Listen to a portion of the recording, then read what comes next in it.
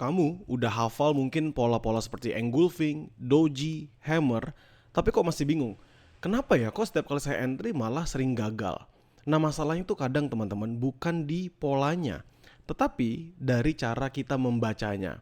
Nah hari ini saya bakal jelasin ke teman-teman sekalian cara membaca candlestick secara kontekstual, bukan sekedar hafalan. Pertama saya akan jelaskan apa itu candlestick. Ini singkat aja ya. Jadi satu candlestick itu merepresentasikan pergerakan harga dalam satu waktu tertentu. Semisal kalian ngomongin candlestick H1, maka basically dia adalah pergerakan harga selama 1 jam. Nah candlestick itu sendiri terdiri dari yang namanya OHLC. OHLC itu apa? OHLC itu artinya open, high, low, dan close. Contohnya di sini kalian bisa lihat ada candlestick, satu candlestick H1 di sini. Ujung kiri atasnya ini udah dijelaskan open, high, low, dan close-nya. Kalian bisa lihat ya. Jadi kalau kita arahkan, kalian bisa lihat open di 1.178, high di 1.178, mungkin dia bedanya per second di belakangnya aja. Lowest-nya di 1.177 dan close-nya di 1.1781. Nah, kondisi sekarang ini kan masih dalam waktu berjalan ya, dia belum closingan. Nanti closingannya kapan? Ya closingannya pada saat selesai H1-nya.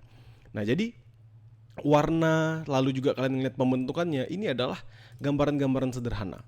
Lalu pasti kalian sudah terbiasa. Ini saya ambil dari internet aja langsung teman-teman, nggak perlu saya repot-repot gimana ya.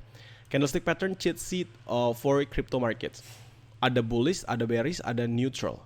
Kalian kadang kan bisa ngeliat, oh ini bullish engulfing. Tahu dari mana bullish engulfing? Taunya simple. Kalau misalnya dia pembentukan candlestick awalnya bearish, merah, terus next candlesticknya memakan setengah dari badannya, lalu bergerak lebih signifikan. Kayak gini, kalian kan bisa perhatikan. Bullish engulfing itu adalah kondisi di mana candlestick selanjutnya itu jauh lebih besar 2 kali lipat daripada candlestick sebelumnya. Jadi di sini merah, di sini hijau. Kalau ini berubah, misalnya ini yang hijau dan yang merah adalah sebelah kanannya, namanya jadi bearish engulfing. Pertanyaannya adalah kenapa kok saya setiap kali pakai dia tidak seperti itu? Maksudnya kalau misalnya saya gunakan bullish engulfing, tapi ternyata pas saya entry buy dia malah mengalami penurunan. Atau misal bearish engulfing, pas saya entry sell dia malah mengalami penguatan ke depannya. Nah kesalahan umumnya adalah kalian itu menghafal sebuah pola tanpa melihat konteks. Ya, menghafal sebuah pola tanpa melihat sebuah konteks. Contoh, hammer, candlestick hammer ini. Ya, kalian bisa perhatikan hammer ini.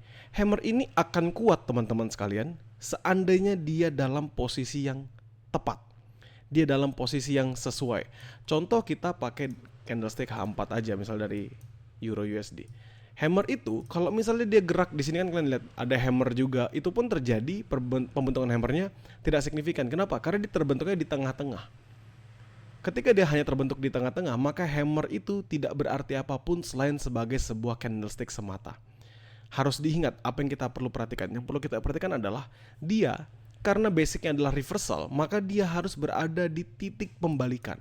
Jadi kalau kita ngelihat hammer-hammer yang kuat itu pasti akan ada di titik-titik pembalikan. Contoh ketika dia drop jauh di sini, misalnya di sini. Ini up signifikan, baru dia drop di bawah sini hammernya keluar walaupun ada tail atasnya, tapi kita bisa mengatakan ini hammer, lalu dilanjut bullish lagi, sama seperti below levelnya di sini. Jadi secara candlestick it will be the same. Secara candlestick itu pasti akan tetap sama teman-teman. Yang membedakan apa? Yang membedakan adalah kontekstualnya. Kalau misalnya doji atau pin bar, biasanya kan kalian selalu ngeliat, oh misalnya dia bergerak bullish terus tiba-tiba ada doji tuh di area atasnya. Jadi misalnya doji di ujung atas sini, tentu itu adalah potensi untuk adanya reversal. Tapi kalau misalnya dia sebatas di tengah-tengah tren aja, di tengah-tengah tren yang terbentuk, apa yang terjadi? Ya sebatas noise doang, teman-teman. Tidak ada perubahan yang signifikan dari pergerakan si doji tersebut. Dan ingat, terlalu fokus sama satu candlestick pun juga berbahaya. Contoh, kalian ingat candlestick pattern itu ada, yang mana nanti candlestick pattern akan membentuk yang namanya chart pattern. Nah dari candlestick pattern yang membentuk chart pattern itu perlu untuk apa? Perlu untuk kita melihat secara keseluruhannya. Contoh, kita melihat ada yang namanya hammer, atau misalnya kita melihat ada yang namanya bullish engulfing. Tapi bullish engulfing itu terbentuk berdasarkan momentum sideways misalnya.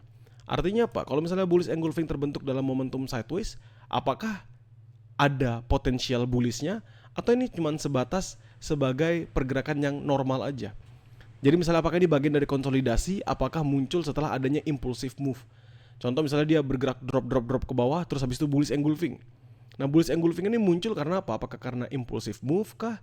Apakah dia memang part of consolidating di mana dia bergerak atas bawah aja tanpa ada perubahan yang signifikan? Nah, lalu habis itu kalian memfokuskan diri pada candlestick. Ya, tadi kan saya bilang ingin menjelaskan kan bahwa candlestick ini jangan dilihat sebagai gambaran atau hafalan saja, tapi lihatlah secara kontekstual. Yang selanjutnya apa? Ya kalian mengabaikan struktur market. Misalnya, kalian melihat adanya bullish engulfing, artinya ini adalah tanda kalian akan entry buy. Atau misalnya ada bearish engulfing misalnya, atau evening star, morning star, dan lain sebagainya. Tapi kalian lupa bahwa ternyata trennya mengalami penguatan. Contoh, dalam tren yang menguat ya, dalam tren yang menguat tentu kita akan mengetahui tren akan patah seandainya dia akan patah. Maksudnya apa? Tren itu akan berhenti seandainya dia mengalami pembalikan arah. Kalau tidak ada pembalikan arah yang signifikan, mau nanti ada gambarnya mungkin bearish engulfing, tweezer top mungkin, atau semisal kayak evening star, it doesn't matter teman-teman. Itu nggak akan berpengaruh apapun. Kenapa? Karena secara jangka panjang, pergerakan dari harga akan terus mengalami penguatan yang sangat amat signifikan. Kalian akan ketemu misalnya di sini ini bisa jadi evening star. Kalian bisa perhatikan di sini hijau, lalu tertahan doji, lalu merah drop ke bawah. So we can call it as evening star. Masalahnya di mana? Masalahnya trennya bullish. Jadi tidak ada gambaran lain selain dia hanya akan bergerak bullish kembali. Ya, so candlestick itu memang bisa membantu kalian teman-teman. Tapi jangan pernah lupa bahwa candlestick itu harus dilihat secara kontekstual. Selain itu kalian juga harus lihat namanya pola dalam urutan. Contoh, bearish engulfing setelah adanya rally panjang, maka itu kita bisa mengatakan sebuah validasi potensi reversal. Contoh, dia bergerak signifikan terus menerus teman-teman. Jadi rally naik, terus ada bearish engulfing yang kuat. Nah itu kan ada impulse movement, maka kita bisa menganggap oh ini akan ada validasi potensi reversal ke depannya. Tapi kalau misalnya bearish engulfingnya terbentuk dalam momentum sideways, it doesn't matter. Kembali ke poin yang pertama tadi ya, bahwa kita harus memperhatikan dari si struktur marketnya.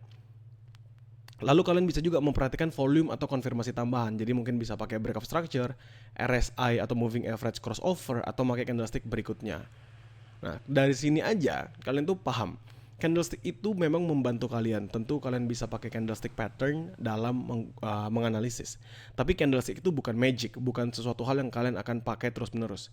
Dia itu cuma sebatas alat bantu visual. Yang penting adalah di mana dan kapan pola itu muncul. Jadi mulai sekarang teman-teman sekalian, jangan kalian hafalin kayak oh ini hammer, oh ini inverted hammer, oh ini hanging man, oh ini shooting star. Jangan sebatas menghafal saja, tapi pahami konteks di balik pembentukan candlestick tersebut.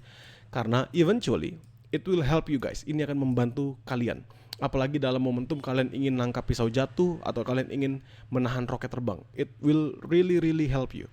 Masalahnya adalah kalau kamu sebatas menghafal saja, maka kamu bisa terjebak dengan pembentukan candlestick yang ada. Kenapa? Karena semua candlestick bullish dan bearish ini akan terjadi dalam time frame apapun. So be careful dan be wiser.